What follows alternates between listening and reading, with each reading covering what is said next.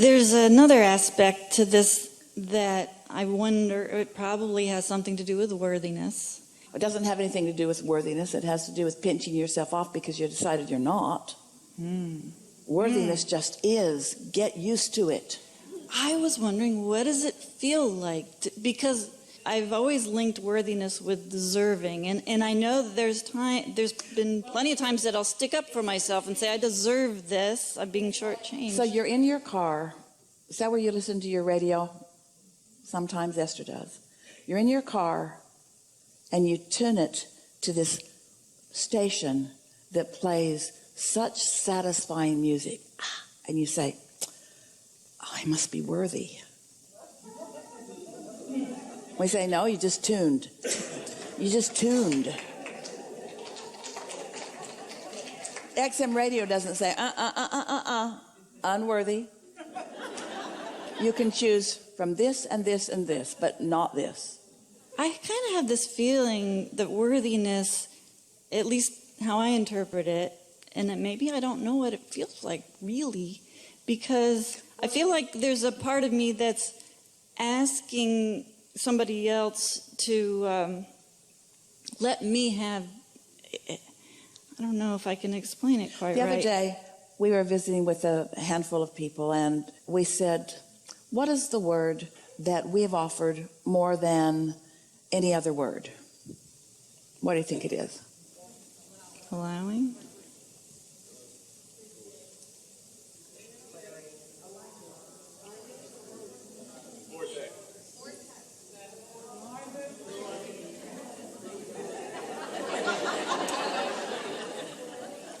Drum roll, please. Attraction. Attraction. The word is attraction. So it's not about someone bestowing or granting your wishes. It's about you attracting them. So how do you attract them? Life causes you to ask. That's part of it. And the creation of them happens, and source focuses upon them. That's part of it. And then you get into the receiving mode. That's what attraction is. You ask and let in. You ask and let in. You ask and let in. You ask and let in. You ask and let it in.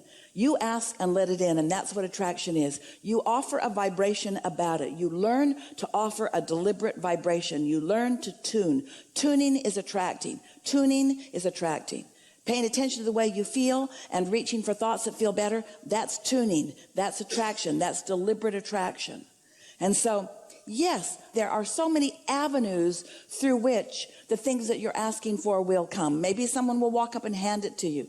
There are endless ways that your wishes are granted, so to speak. But it's about attraction. It's not about anything else. Because if you didn't have the experience that caused you to ask, and then you didn't have the sensitivity to your emotional guidance system that caused you to allow, then you couldn't experience what you're asking for. Worthiness is something that man makes up when he holds himself in vibrational discord to what he wants, and he says, I know I would not do this to myself, so somebody else must be doing it. And if somebody else is doing it, then they must have some standard by which they're doing it. They must have some rules that clearly I am not keeping, because if I were keeping their rules, if I were worthy to their rules, then they would give me what I'm asking for, since I erroneously and incorrectly believe that they hold the power to me, which they do not. You see, that's helpful. Is that helpful? In order to be worthy, somebody else has to be petty. Yes? Does Source love you or not? Yes, all the time.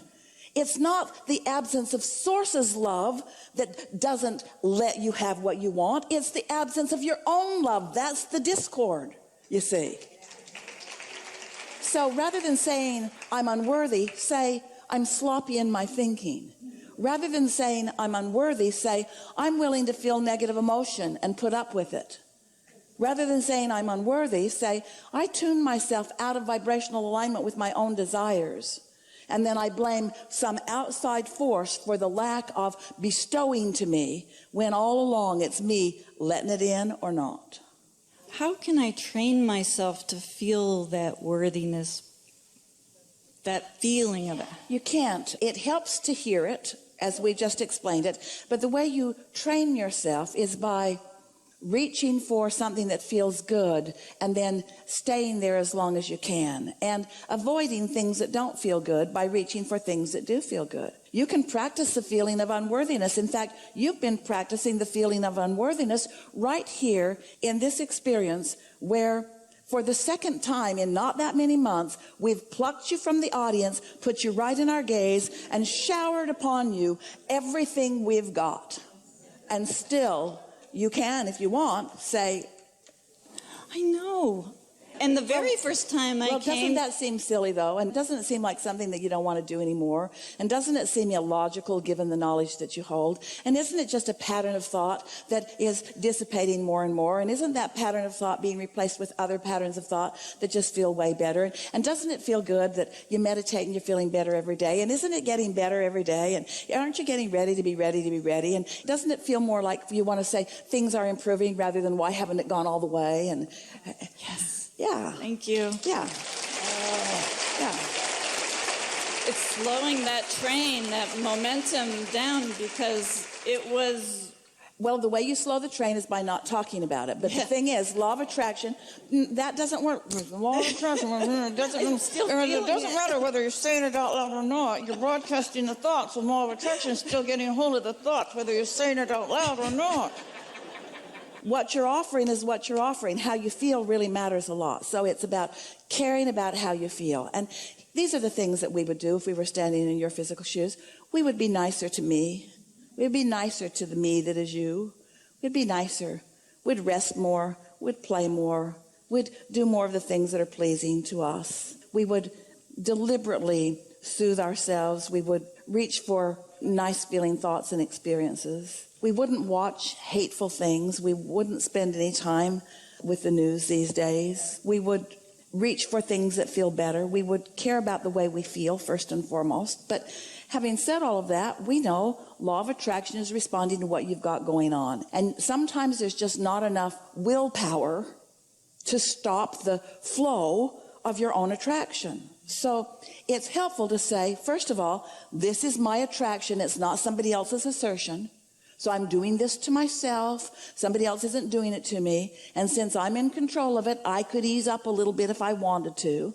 Just be easy about it. You're doing extremely well. Everything's relative, isn't it? Everything's relative.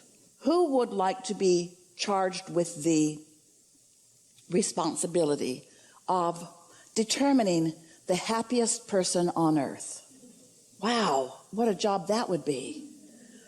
Take a lot of time to interview all of them. And they're moody too, because sometimes they're in alignment and sometimes they're not. And so rather than comparing how you feel to your impression of how anybody else feels, just let them all do whatever they're doing, and you just do your own personal, much easier survey, which is, how's this thought feel? Oh, not so good. How about this one? Oh, a little better. How about this one? Oh, that's a little better. The happiness that you are living in any moment doesn't have anything to do with the happiness that anyone else is living. There's not a can of happiness that's being used up. Oh, sorry, you're too late. They got it all. If you'd just gotten up earlier. It's not like that. It's all about you and your relationship to the things that you've asked for. It's so personal, so divine, so spectacularly accurate, and so comprehensible, and so measurable, and so understandable. There's nothing about this that is risky or scary or hard to know. It's really simple.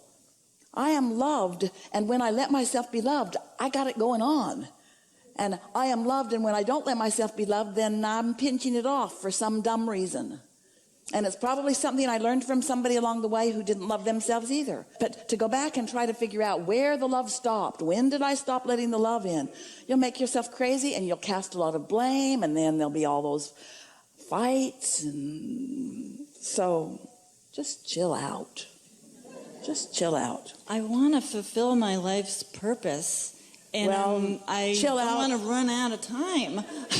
I've got all these ideas of things I want to do. And then I don't manifest them because I'm on to another idea, and then that doesn't happen, and I'm on to another, and I'm always wanting and getting excited, and then You missed the point that we offered earlier, and that is, if you have an idea and it feels good as it's unfolding, and then you don't take it all the way to manifestation, but then you get another idea and it feels good, but you don't take it all the way to manifestation, that's like saying, I'm on a never-ending journey of happiness. The manifestation isn't the point. The manifestation was only the excuse for the journey. The manifestation is only the excuse for the journey. Someday soon we'll be holding seminars on demanifestation. Yes. Yes. Yeah. Yes. Enough? Yes. Oh, Get out. Oh, yeah.